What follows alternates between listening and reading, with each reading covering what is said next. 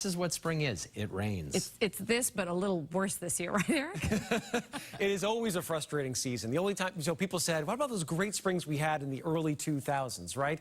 Those were record-smashing warm springs. So those weren't normal springs. Those were exceptional springs that we had back in 2010, 11, and 12. Last few years have been cooler and, of course, wetter. I know for me personally, last fall bothered me way more than this spring so far. Last fall is where I depend on good weather. Spring, I do not. And this spring has not had a lot of dry weather. In fact, it has been the wettest period from October 1st to now, the water year in Worcester. Those records go back to 1892. The standout months during that stretch, November and this last April.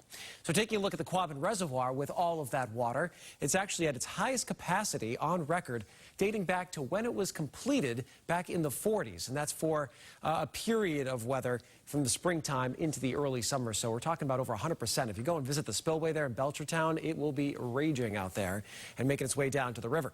So taking a look at conditions tonight, just a little bit of drizzle, some fog outside. We're stuck in the 40s. It's been one of those days where you can go almost anywhere other than here and get warmer weather, including in Maine. They were in the mid-50s earlier on. Had some 70s in Connecticut. New York was just shy of 80, but now getting an onshore flow there in the city. So it's that same boundary I've been showing to you over the last few nights, just waffling back and forth. The warm air to the south, the cooler air to the north, and with our wind off the ocean, which isn't warm this time of year, it stays in the 40s. Overcast and patchy drizzle and fog tonight. Tomorrow is another gray day.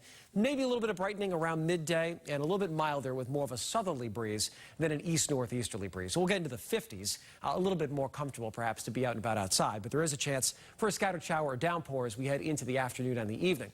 So high temps tomorrow, 50s across the board. The wind turning again a little more south-southeasterly. Best chance of rain during the afternoon and the evening. Could get a quick shower or downpour, or even a rumble of thunder, especially as we head into the overnight. And then on Saturday morning, still an early lingering shower and some clouds, especially toward the south coast and the Cape, before we get some partial clearing in temperatures that'll be a little bit more comfortable to be out and about outside. Rain amounts for tomorrow into tomorrow night, about 1/10 of an inch to 4/10 of an inch total, I think, is what we'll be looking at with that next batch moving on through. High temperatures on Saturday, and the best part of the day looks to be the afternoon and the evening on Saturday, making their way into the 60s, a little cooler along the coastline, in particular across Cape Cod on Saturday. Then we head into Sunday, and there is another wave of low pressure making its way toward us. Rain spreading across the area starting in the morning, a very cool day, just around 50 with the wind onshore.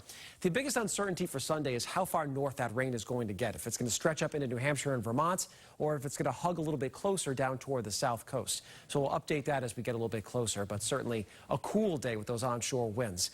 None of these storms are big powerhouse storms. They're just constant every couple of days. So if you're heading over to Logan Airport, there's nothing here that should produce any major issues. Next week, some hope for some milder and brighter conditions from Monday, Tuesday into Wednesday. So hoping we can start the week on a good note. Looks like it right there. Yeah, and we're